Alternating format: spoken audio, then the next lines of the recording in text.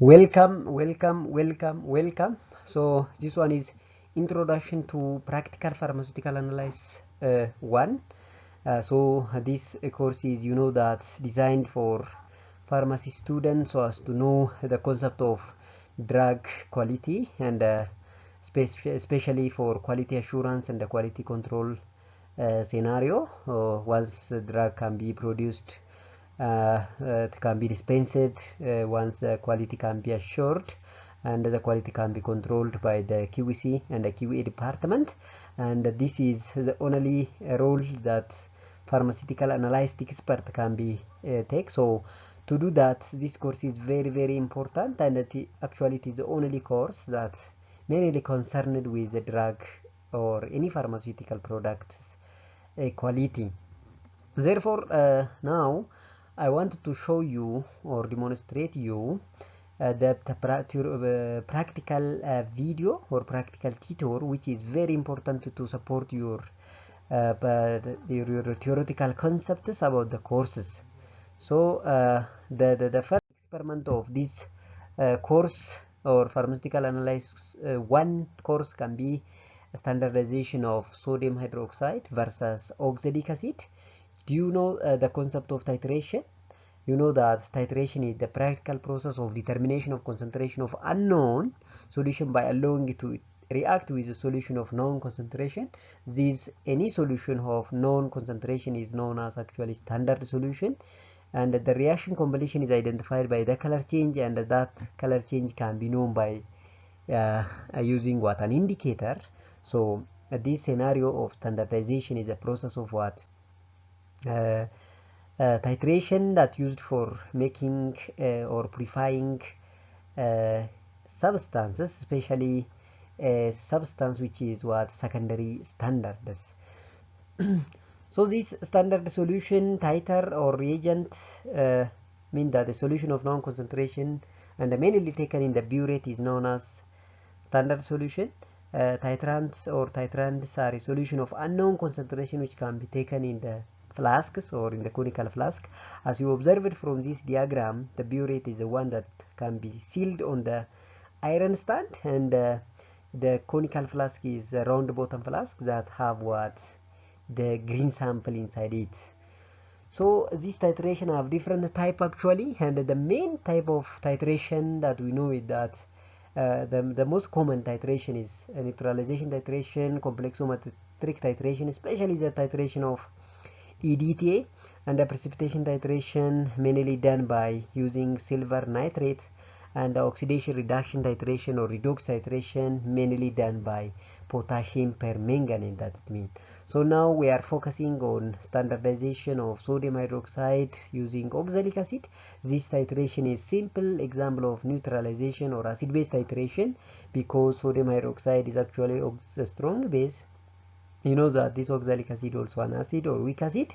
Therefore, the titration between sodium hydroxide and the oxalic acid is strong weak acid versus strong base versus weak acid, and such type of titration can be takes place by using an indicator, especially the indicators that used for strong base weak acid titration is phenolphthalein indicator. During phenolphthalein indicator, during using phenolphthalein indicator for this titration, there is the endpoint can be or known by the observation of what, pink color. So faint pink color is a point at which endpoint of titration can be reached. So standard solution is a solution of known concentration, and actually we have two type of standard solution, primary standard and the secondary standard. That is, this standard solution are prepared in two way, direct method and the indirect method are there. And this direct method can be used mainly for strong primary standard because of their highly pure and less degradable or non-degradable substances. And for example, if you take potassium terephthalate is the best example of primary standard, whereas indirect method can be used for standardization of secondary standard, like sodium hydroxide, which can be standardized by using potassium terephthalate or oxalic acid or HCl as well.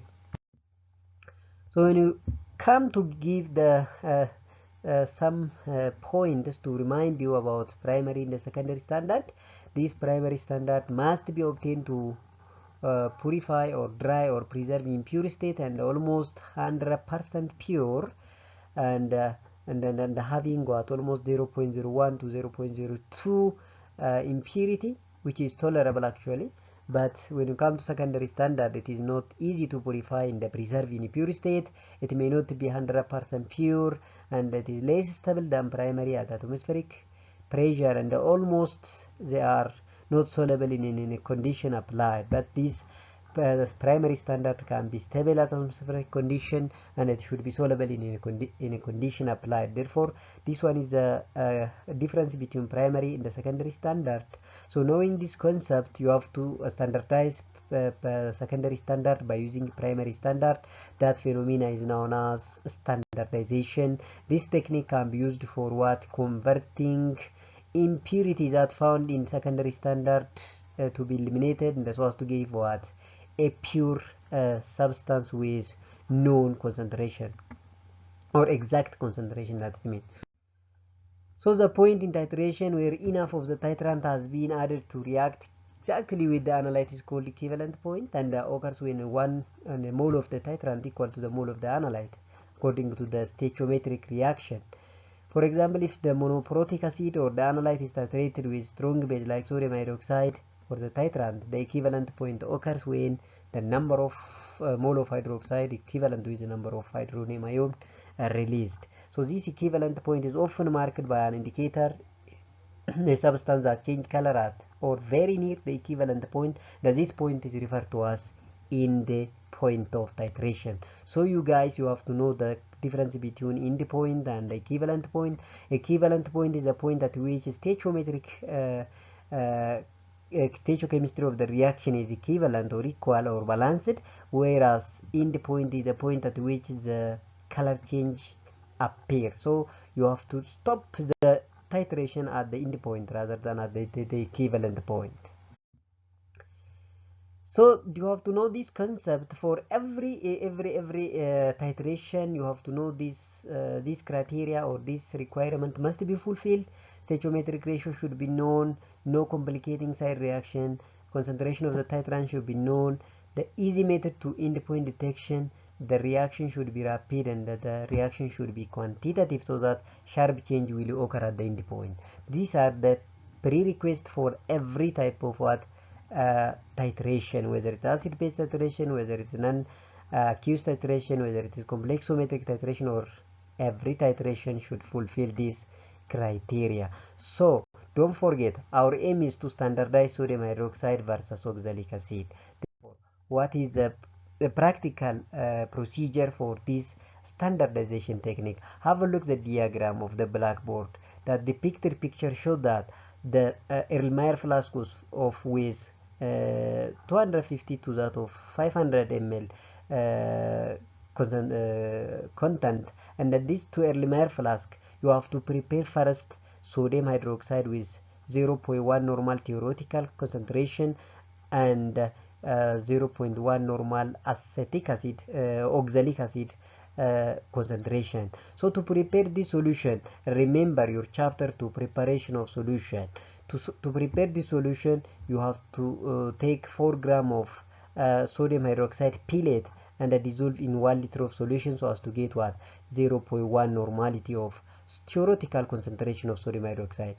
Do you know this 0.1 concentration is estimated concentration of sodium hydroxide, because this sodium hydroxide is not a primary standard. Our aim is to know or to get the exact concentration of this sodium hydroxide. Therefore, we have to use what? A standardization technique by using exact molar concentration of oxalic acid. So to prepare this 0.1 normality of oxalic acid, you have to take 6.3 gram of stock solution of oxalic acid and dissolve in 1 liter of solution so as to get 0.1 exact molarity of what? This oxalic acid. Therefore, once you have to prepare this solution, you have to proceed for the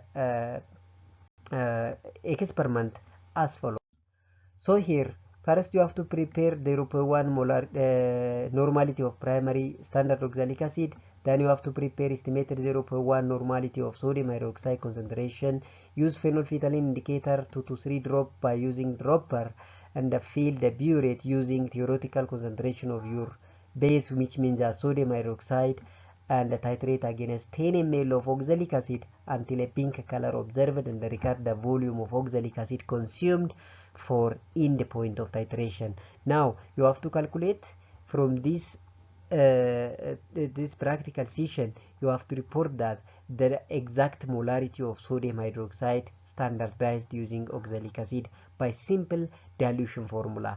N1 V1 is equal to N2 V2, where N1 is normality of sodium hydroxide, and the V1 is normality, N1 is normality of oxalic acid, V1 is a volume of oxalic acid consumed for titration, and that is 10 actually already given, and N2 is the exact molarity of sodium hydroxide, which is unknown, and V2 is the volume of sodium hydroxide consumed for titration. By this principle, you have to report the exact molarity of what? Sodium hydroxide. The observation is here. You have to see the color of the oxalic acid, which can be titrated against sodium hydroxide, can be changed to the faint pink color. This is your observation. While you observing this color, you have to stop the titration and record the volume of the sodium hydroxide consumed from the burette. So thank you for watching, and don't forget to subscribe the channel for getting the consecutive video, which is very important for you guys, and don't forget to share, don't forget to comment, and link the share for your fellow friends, so as to get the consecutive practical video of pharmaceutical analysis 1, which is very important for you guys, especially for pharmacist expert. This course is very important because you are the only experts that check the quality of the drug, that check that approve the quality of the drug. It is not only for manufacturing industry.